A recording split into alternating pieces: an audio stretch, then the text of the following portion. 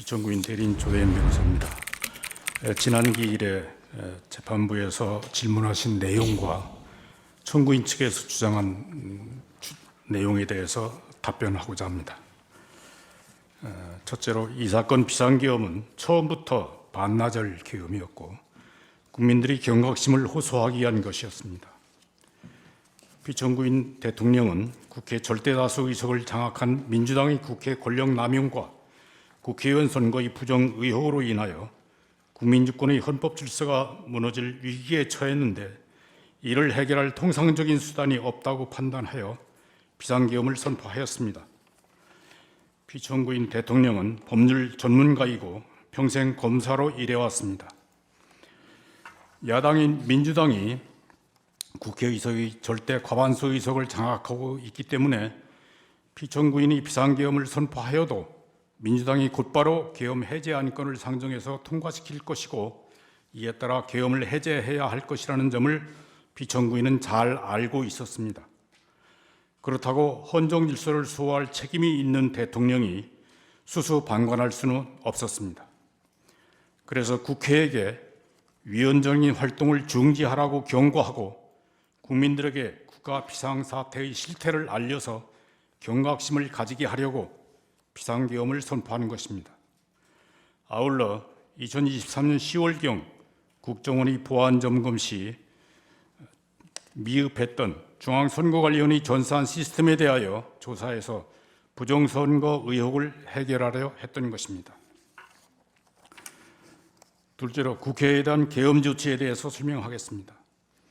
국회가 입법권과 탄핵소추권과 예산심의권을 남용해서 행정부의 기능을 마비시키고 있었지만 이를 해소할 수단이 없었습니다. 국회 해산권도 없고 비상계엄을 선포하여도 국회의 권력남용을 시정할 수단이 없었습니다. 그렇지만 국회의 위헌적인 권력남용이 비상계엄을 선포한 원인이라는 사실을 알려서 국민들에게 경각심을 불어넣을 필요가 있다고 판단했습니다. 그래서 비상계엄을 선포하고 병력을 국회에 출동시킨 것이지만 그 당시 야당인 민주당이 절대 다수 의석을 차지하고 있어서 비상계엄 선포 후 반나절 이내에 비상계엄 해제가 요구되리라고 예상했습니다. 그럼에도 불구하고 비천구인은 국회의 유연적인 탄핵소추권 남용으로 야기된 행정부의 일부 기능 마비, 무분별한 예산 삭감, 국가 이익에 반하는 입법 활동 등으로 인해서 헌정문란 사태를 주권자인 국민들에게 직접 호소함으로써 주권자인 국민이 국회 독재의 실상에 대하여 눈을 부릅뜨고 감시하고 비판 견제할 수 있도록 촉구하고자 비상계엄을 선포하였습니다. 비상계엄의 목적이 국회를 해산하거나 국회 기능을 정지시키려 한 것이 아니었기 때문에 대통령은 국회에 병력을 출동시키면서 비무장과 비폭력을 분명하게 지시했습니다. 그 결과로 국회에 출동한 군인들은 국회 경비원들한테 맡겨서 본관 출입문으로 들어가지 못했고 창문으로 들어갔던 것입니다. 또 국회 경비대가 방화수를 분무하자 그들을 제압하지 않고 뒤로 도망쳤던 것입니다. 계엄군에 의하여 국회를 해산시키거나 회의를 방해할 의사도 없었고 방해하려고 시도한 일도 없습니다. 국회의원들이 국회와 회의장에 들어가는 것을 막지 않았고 그래서 국회가 비상계엄 선포 2시간 만에 비상계엄 해제 요구를 의결할 수 있었던 것입니다.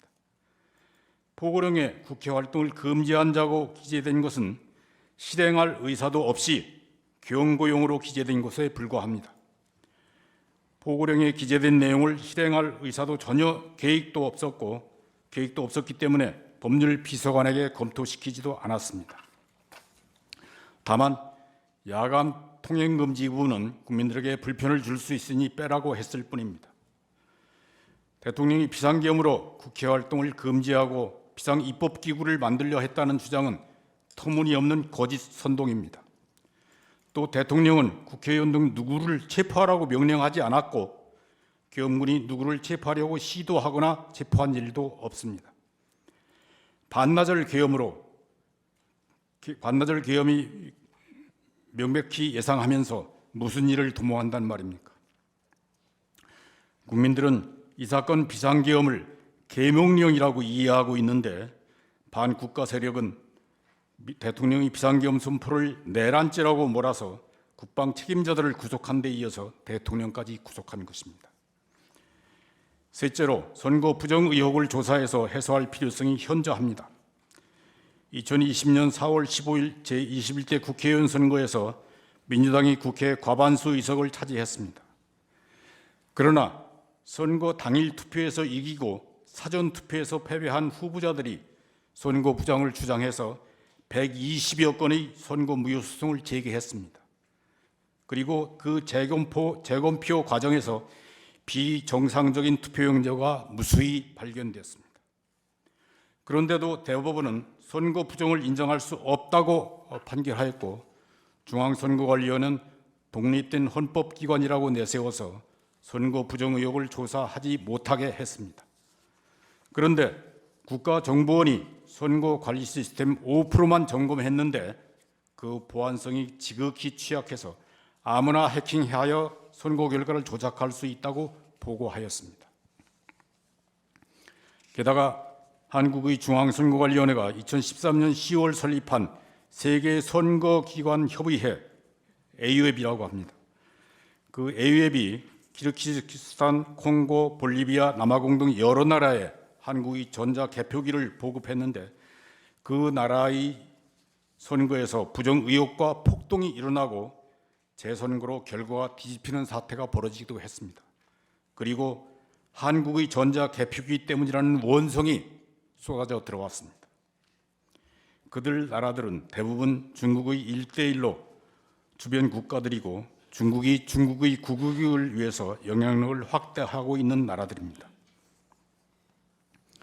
21대 국회의원 선거에서 국회 과반수 의석을 차지한 민주당 정권은 국회 과반수 권력을 활용하여 중국인의 입국을 쉽게 하고 우대하였으며 선거 관리에도 참여할 수 있게 했습니다. 중국인의 간첩 활동이 활발해졌는데 국가정보원과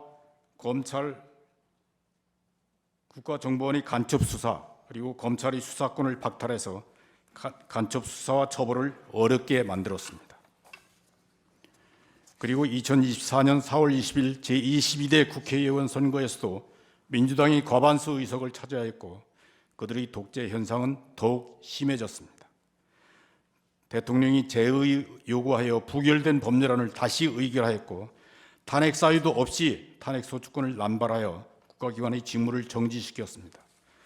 대통령과 검찰과 감사원의 활동 예산을 삭감해서 국가 기능을 정지시켰습니다. 국방 예산을 삭감하여 북한의 미사일 도발에 대비하지 못하게 했습니다. 국회 과반수 세력의 유연적인 활동은 여당과 협의하지 않고 국민들의 뜻을 무시하는 일당 독재였습니다. 그들은 국민들의 눈치를 보지 않더라도 다음 선거에서 당선될 수 있다는 자세로 유화 독존하였습니다. 그래서 선거 부정의 기능 가능성을 없애는 것이 국민주권의 헌정 질서를 확립하는 첩경이라고 생각했습니다. 부정선거 의혹은 대통령 피청구인이 비상계엄을 선포하게 된 주요 원인이고 이를 해소하고 투명하고 공정한 선거 시스템을 확보하는 것이 국민주권의 헌정 질서를 확립하는 길이기 때문에 이 사건 심판 절차에서 부정선거 의혹에 대한 주장 입증은 확실하게 보장되어야 합니다. 넷째로 피청구인의 방어권은 보장되어야 합니다. 헌법재판소법 제52조는 탄핵 심판 절차에서 피청구인의 출석과 방어권을 보장하라고 요구하고 있습니다. 대통령 탄핵은 중대한 사건이므로 그 탄핵 심판 절차에서는 피청구인의 방어권이 더욱 철저히 보장되어야 합니다. 청구인 측은 특정 증인을 신문할 때 피청구인이 보이지 않게 해달라고 요청하지만 그것은 피청구인의 방어권을 무시하는 것이고 피청구인이 없는 자세에서 위증을 하게 해달라는 것처럼 들리기도 합니다. 또 수사기관에서 피청구인을 강제 구인하여 변호인 접견을 방해하거나 헌법재판소 법정에 출석하지 못하게 한다면 그것도 탄핵사건 피청구인의 방어권을 지배한다는 비난을 면하기 어려울 것입니다.